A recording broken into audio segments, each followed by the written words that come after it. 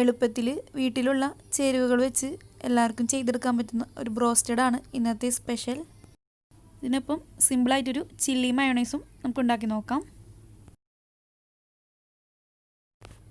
സ്കിന്നോട് കൂടിയിട്ടുള്ള ചിക്കൻ കൊണ്ടാണ് നമ്മളിത് ചെയ്തെടുക്കുക. സ്കിന്നെടുക്കാൻ താല്പര്യമുള്ളവർക്ക് സ്കിന്നോട് കൂടി തന്നെ ചെയ്തെടുക്കാവുന്നതാണ്. 1 കിലോ ചിക്കൻ ക്ലീൻ ചെയ്ത് കഴുകി വൃത്തിയാക്കി വലിയ പീസായിട്ട് കട്ട് ചെയ്ത് വെച്ചിട്ടുണ്ട്.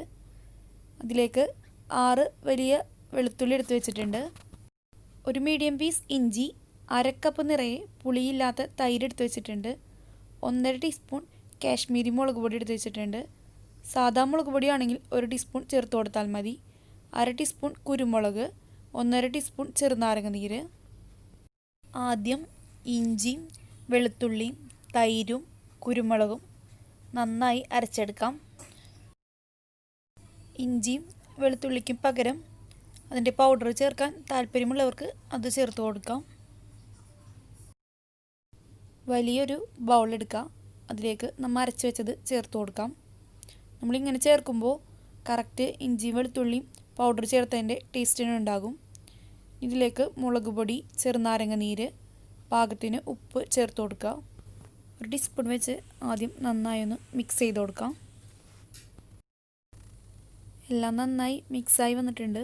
ഇതിലേക്ക് ചിക്കൻ്റെ പീസസ് എല്ലാം ചേർക്കാം. 1 മിനിറ്റ് ഒന്ന് മിക്സ് ചെയ്ത് കൊടുക്കാം. നമ്മൾ തൈര് ചേർക്കുന്നതുകൊണ്ട് തന്നെ ചിക്കൻ ഫ്രൈ ചെയ്ത് വരുമ്പോൾ ഉൾഭാഗം നല്ല സോഫ്റ്റായി കിട്ടും. അങ്ങനെ മസാല പറ്റിയത് 1 മണിക്കൂറെങ്കിലും നിർബന്ധമായും വെക്കണം.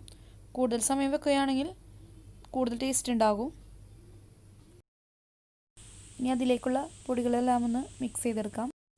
ഒരു ബൗളിലേക്ക് 1.5 കപ്പ് മൈദ ചേർത്ത് കൊടുക്കാം. പാകത്തിന് ഉപ്പും 1/2 cup plus 2 table spoon cornflour ചേർത്ത് കൊടുക്കാം.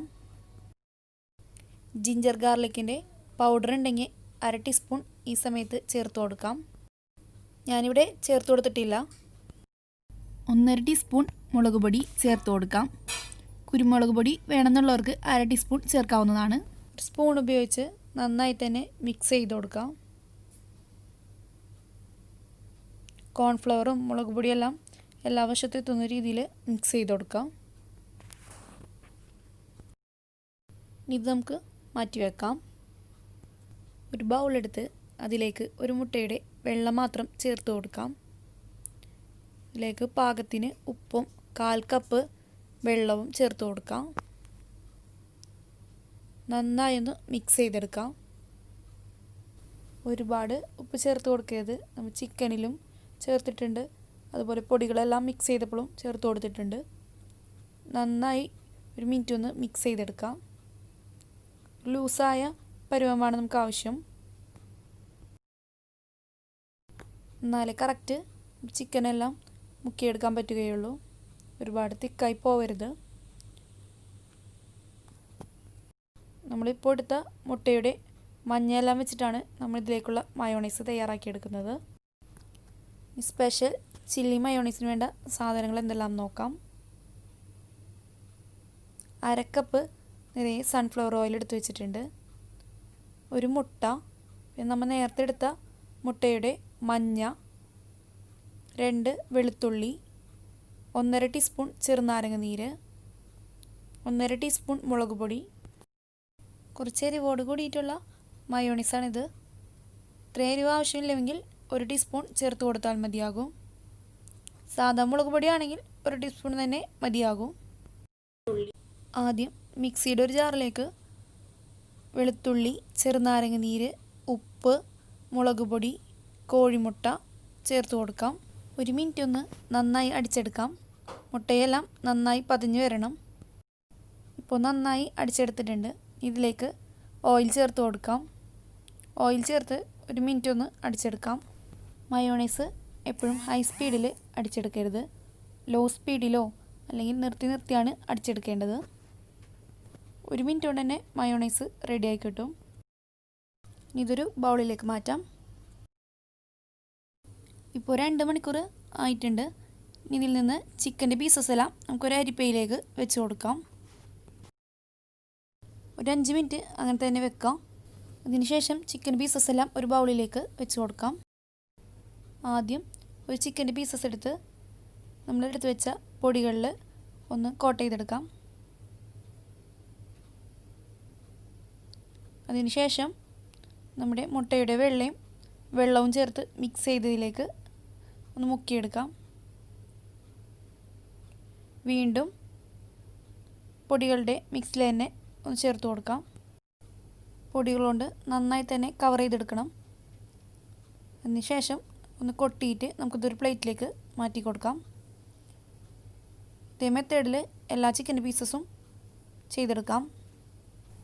നമുക്ക് വേണമെങ്കിൽ ചിക്കൻ്റെ ഓരോ പീസസ് എടുത്ത് ആദ്യം ഫസ്റ്റ് കോട്ടിങ് കൊടുത്ത് മാറ്റി വെക്കാം. അതിനുശേഷം ഫ്രൈ ചെയ്യുന്ന നേരത്ത് സെക്കൻഡ് കോട്ടിങ് കൊടുത്താലും മതിയാകും. ഇങ്ങനെ ചെയ്തിട്ട് ഒരുപാട് നേരം വെക്കരുത്. അപ്പോൾ തന്നെ ഫ്രൈ ചെയ്തെടുക്കണം. എന്നാലേ കറക്റ്റ് ടേസ്റ്റ് കിട്ടുകയുള്ളൂ. അപ്പോൾ എല്ലാ പീസസും റെഡി ആയിട്ടുണ്ട്. നമുക്കിത് ഫ്രൈ ചെയ്തെടുക്കാം. ഒരു പാൻ വെച്ച് കൊടുത്ത് നിറയെ ഓയിൽ ഒഴിച്ച് കൊടുക്കാം. ചിക്കൻ മുങ്ങാവുന്ന രീതിയിൽ ഓയിൽ ഒഴിച്ച് കൊടുക്കണം. ഓയിൽ നന്നായി ചൂടായതിന് ശേഷം മാത്രം ചിക്കൻ്റെ ഓരോ പീസസും വെച്ച് കൊടുക്കാം. ചിക്കൻ്റെ പീസസ് എല്ലാം വെച്ച് കൊടുത്തതിന് ശേഷം ലോ ടു മീഡിയം ഫ്ലെയിമിൽ വെച്ചാണ് ഫ്രൈ ചെയ്തെടുക്കേണ്ടത്. നല്ല കറക്റ്റ് ഉൾഭാഗം എല്ലാം കുക്കായി കിട്ടുകയുള്ളൂ. നമ്മത് ഡീപ്പ് ഫ്രൈ ചെയ്യുന്നതുകൊണ്ട് പെട്ടെന്ന് തന്നെ ചിക്കൻ കുക്കായി കിട്ടും. ഒരു സൈഡൊന്ന് കുക്കായതിനു ശേഷം നമുക്കിത് തിരിച്ചിട്ട് കൊടുക്കാം. ഫ്രൈ ചെയ്തെടുക്കുമ്പോൾ ലോ ഫ്ലെയിമിലും ഹൈ ഫ്ലെയിമിലും ആവാതെ ശ്രദ്ധിക്കണം. ലോ ടു മീഡിയം എന്ന ഒരു ലെവൽ വേണം ഫ്രൈ ചെയ്തെടുക്കാൻ.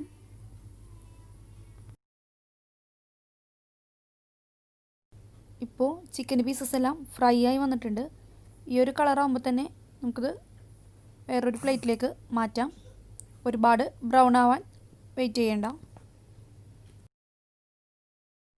ബാക്കിയുള്ള ചിക്കൻ പീസസും നമുക്ക് ഫ്രൈ ചെയ്തെടുക്കാം. ഓയിലൊന്ന് നന്നായി ചൂടായതിനു ശേഷം ചിക്കൻ പീസസ് വെച്ച് കൊടുക്കാം. സെയിം മെത്തേഡിൽ തന്നെ ചിക്കൻ്റെ പീസസ് എല്ലാം തിരിച്ചു മറിച്ചിട്ട് നമുക്ക് ഫ്രൈ ചെയ്തെടുക്കാം.